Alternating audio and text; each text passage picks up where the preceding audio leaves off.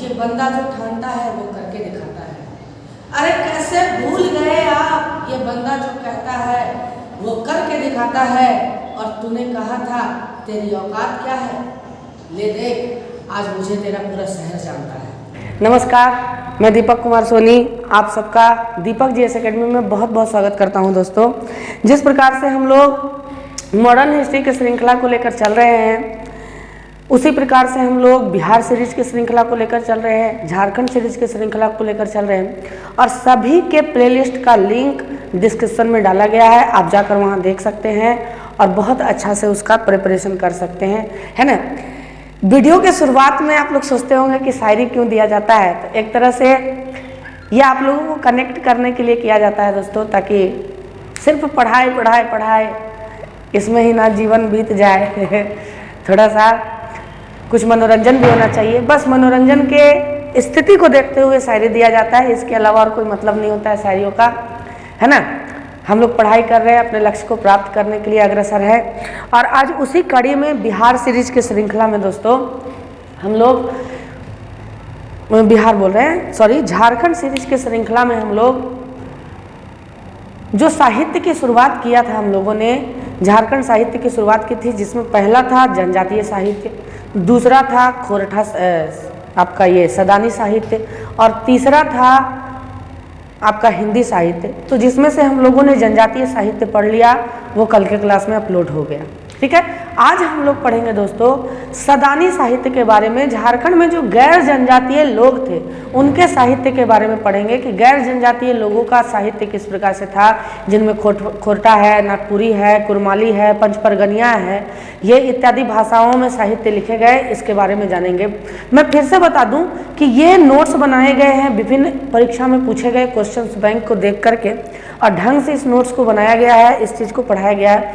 इसमें बताने का कोई चीज़ नहीं है दोस्तों, इसमें सिर्फ और सिर्फ याद करने का चीज़ है, रटने का चीज़ है। और मैं कोशिश करूंगा कि आपको सुन के याद हो। मैं बार बार इस बात को कहता हूँ कि आप ढंग से सुने, ध्यान से सुने, एक बार सुने, दो बार सुने, आप आराम से सुने, है ना, और अच्छा से सुन करके इसको याद करें, क्योंकि सुनने से ही बहुत ज़्यादा याद होता है। भोजपुरी गाना से लेकर के नागपुरी खोरठा तक सुनने से याद होता है दोस्तों। आप इस चीज़ को बहुत अच्छा से सुने, है ना।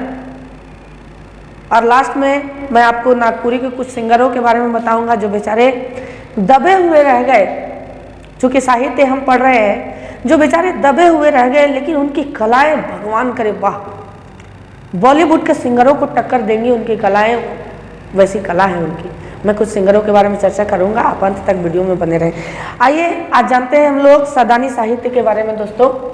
तो सदानी साहित्य में सबसे पहला खोरठा साहित्य के बारे में बात करेंगे। तो खोरठा बेसिकली देखिए खरोष्टी शब्द से बना है, एक तरह से खरोष्टी लिपि का अगर बात करें तो खरोष्टी लिपि से बना है, खरोष्टी शब्द से बना है ना खोरठा। इसमें देखिए बेसिकली इस साहित्य में राजा रानी और राजकुमार राजकुमारी की कहानियों की रचना मिलती है, और यही सबसे ज़्यादा इम्पोर्टेंट है। कई बार पूछते हैं कि खोरठा साहित्य में किसके वर्चस्व रहता है, किसका उल्लेख ज़्यादा मिलता है, तो राजा रानी और एक तरह से आपके राजा रानी की साहित्य की चर्चा मिलती है, इन सारे चीज़ों की चर्चा मिलती है, राजकुमार राजकुमारियों की चर्चा मिलती है। रचनाओं में देखिए यहीं से क्वेश्चन पूछे जाते हैं कि खोरठा में रचनाएं कौन कौन सी थी, और ये क्वेश्चंस बहुत पूछा जाता है। खोरठा साहित्य में श्रीनिवास पानुरी का एक बहुत बड़ा योगदान रहा, और श्रीनिवास पानुरी ने ही कई प्रकार के पुस्तकें लिखी जो कई बार क्वेश्चंस में पूछे गए हैं। आपको बहुत अच्छा से ध्यान में रखना है। देखिए आइए जानते हैं मेघदूत, ये क्वेश्चन पूछा गया था दोस्तों जेपीएससी में। मेघदूत, दिव्य ज्योति, बाल किरण। बाल किरण एक कविता संग्रह है दोस्तों, है ना। बाल किरण क्या है, एक कविता संग्रह है। मातृभाषा, ये खोरठा भाषा की प्रथम पत्रिका थी, प्रथम मैगजीन था ये। खोरठा भाषा का प्रथम मैगजीन कौन था, मातृभाषा। खोरठा ये पत्रिका थी।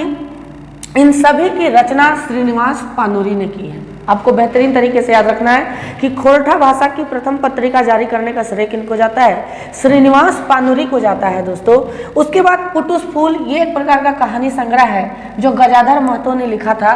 और देखिए ये सब क्वेश्चंस पूछे जाते हैं, और अभी आने वाले समय में जब आप जेएसएससी सीजीएल्स को दीजिएगा तो इन सभी क्वेश्चनों का वर्चस्व रहेगा, क्योंकि 30 क्वेश्चन आपके झारखंड के पूछे जाएंगे, है ना। उन 30 क्वेश्चनों में भी बहुत ज़्यादा इंपॉर्टेंस रखेगा ये। याद रखना है आपको। डाह ये एक प्रकार का नाटक संग्रह है जो सुकुमार ने लिखा था। डिंडक डवानी वांसीडाल ने लिखा था इसको, और बहुत अच्छा से इसको ध्यान में रखते हुए आप नोट्स करते चल जाएं। उसके बाद हम लोग चर्चा करेंगे दोस्तों पंच परगणिया की। पंच परगणिया साहित्य की चर्चा करेंगे। तो मेनली देखिए पंच परगणिया साहित्य का उतना ज़्यादा विस्तार मिलता नहीं है हमें।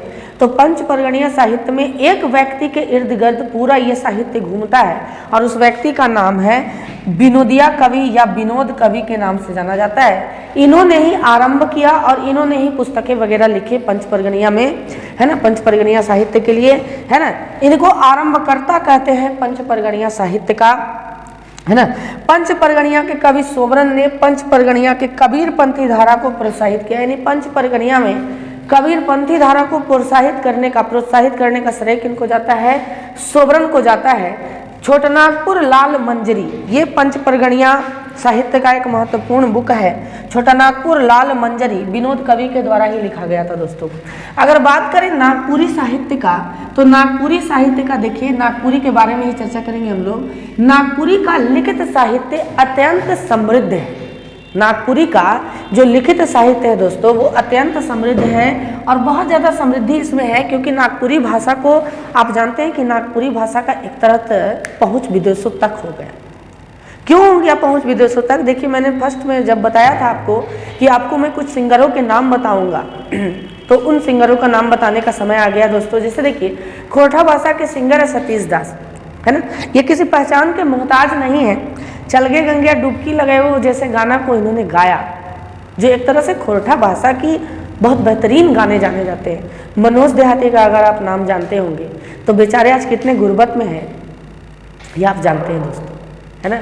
मनोज देहाती एक समय में बहुत उत्कर्ष पर रहे, लेकिन इस भाषा के प्रति हमारे झारखंड वासियों का जो रुझान रहा, है ना, उसके कारण ये सब सिंगर बेचारे धीरे धीरे दबते जा रहे हैं। इनको आगे लाने की ज़रूरत है। अगर नागपुरी की बात करें, नागपुरी साहित्य चूँकि हम लोग पढ़ रहे हैं, नागपुरी का अगर बात करें दोस्तों तो नागपुरी में, है ना, नागपुरी में आपको एक बहुत बेहतरीन सिंगर मिलेंगे, बहुत बेहतरीन सिंगर मिलेंगे जिनका नाम है प्रदीप समा। प्रदीप समा लोहरा बेसिकली उनका नाम है। मैंने इनका गाना सुना, इतना बढ़िया गाना इनका था, हूबहू मैच करता है एकदम कुमार सानू जी की आवाज़ से। हालांकि उनसे कंपेयर तो नहीं कर सकते, वो अपने आप के एक बड़े सिंगर हैं, लेकिन फिर भी नागपुरी का अगर कुमार सानू इनको कहे तो कोई दिक्कत नहीं होगा। प्रदीप समा जी के गाने को सुनिए तो आपको समझ में आएगा कि कितनी मिठास है हमारी इस नागपुरी भाषा में, कितना मिठास है। प्रदीप समा जी हो गए, पवन पंकज जी हो गए, एक से एक गाना गाया इन्होंने, एक से एक गाना गाया। महिलाओं में अगर बात करें नागपुरी में दोस्तों तो आपके ज्योति साहू जी हो गई, बहुत बेहतरीन सिंगर नागपुरी साहित्य की रही, नागपुरी रचना की रही, है ना। अभी भी इनके गाने आते हैं, इतना मधुर आवाज़, है ना। और बेसिकली मैं बार बार बोलूँगा इस बात को कि प्रदीप समा जी, विवेक नायक जी, ये सब जो सिंगर हुए नागपुरी के वो काफ़ी बेहतरीन है ना। इनको आगे लाने का प्रयास करना चाहिए, है ना। अगर इनसे हिंदी गाने गवाए जाए तो और बेहतरीन कर सकते हैं। एक तरह से स्टार हैं ये झारखंड के, है ना। इनको आगे लाना चाहिए। कभी भी अश्लीलता को इन्होंने बढ़ावा नहीं दिया भोजपुरी कलाकारों की तरह।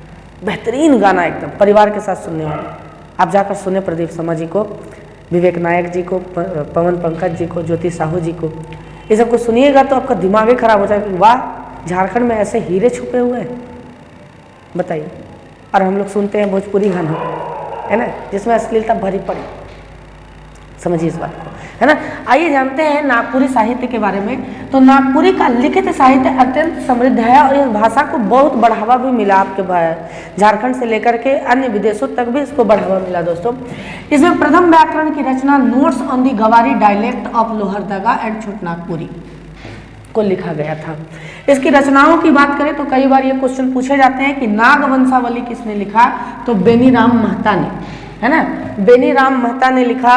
नागपुरी, फाग शतक, लाल रंजना, झूमर इत्यादि को घासी नाम ने लिखा दोस्तों। महाभारत याद रखिएगा, महाभारत का नागपुरी में अनुवाद करने का श्रेय सुदामा चरित्र, लंका कांड, उषाहरण और कृष्ण चरित्र ये लिखा कंचन ने। जितिया कहानी, श्री गणेश चौथ कहानी, फगली बुढ़िया कर कहानी, करम महात्मन ये लिखा बीपी केसरी ने दोस्तों, बीपी केसरी सॉरी, घनीराम बख्शी ने लिखा। काटी निरुआ लोटा उर्फ सांस्कृतिक अवधारणा के लेखक बीपी केसरी थे। ये सब आपको याद रखते चल जाना है ना। हनल चरित्र के लेखक देवघरिया थे। ये बहुत अच्छा से याद रखना है। देखिए 2 क्वेश्चन बड़ी बार पूछे गए, एक तो नागवंशावली और दूसरा महाभारत, है ना, कि नागपुरी में महाभारत का अनुवाद किसने किया था, तो नागपुरी में महाभारत का अनुवाद घासीराम ने किया था, है ना। उसके बाद हम लोग बात करें कुरमाली साहित्य की, तो कुरमाली साहित्य इसका प्रथम शोध डॉक्टर नंद किशोर सिंह ने किया था दोस्तों। रचना की बात करें इनमें तो जगरामी नारायण, जगराम ज़्यादा उतना ज़्यादा विशेष ये रहा नहीं, उतना ज़्यादा फैला नहीं प्राप्त होते हैं दोस्तों। लेकिन जो भी होते हैं, अभी तक तो क्वेश्चन वैसा बना नहीं यहाँ से, लेकिन जो भी है, जो हमको लगा कि हाँ विशेष तौर पर ये पूछे जाते हैं यहाँ से खोज के, है ना, आपके लिए इस प्रयास को किया हमने। और आपको बेहतर लगता है तो आप ज़रूर इसका समर्थन करें, लाइक शेयर सब्सक्राइब करें, कमेंट करें। आपके विचारों की हम प्रतीक्षा करते रहते हैं, है ना। करम गीत लिखा बुद्धू महतो ने और नेठापाला लिखा निरंजन महतो ने। आपको याद रखना कुरमाली साहित्य के ये कुछ जीर्णोद्धारक थे जिन्होंने इन साहित्यों को लिखा, इन साहित्यों को बढ़ावा दिया, है ना। और मेरा विश्वास है कि आप जिन जिन सिंगरों का मैंने नाम बताया उन सिंगरों को आप सुनिएगा, विशेषकर प्रदीप समाजी के बारे में आप सुनिएगा तो आपको लगेगा कि वाह यार गजब किस्म का आवाज़ है, हूबहू मैच करता है कुमार सानू जी की आवाज़ से। खैर कुमार सानू अपने जगह, प्रदीप समाजी नागपुरी के कुमार सानू है ना। बहुत बहुत धन्यवाद दोस्तों। आशा करते हैं कि ये सदानी साहित्य का क्लास आपको पसंद आया होगा। इस पर एक अंतिम वीडियो आएगा जो हिंदी साहित्य रहेगा, जो झारखंड में फलीभूत हुए, है ना। शुभ रात्रि दोस्तों, दुआ में बहुत ज़्यादा याद रखिएगा, बहुत ज़्यादा याद रखिएगा। धन्यवाद, बहुत बहुत धन्यवाद। शुभ रात्रि।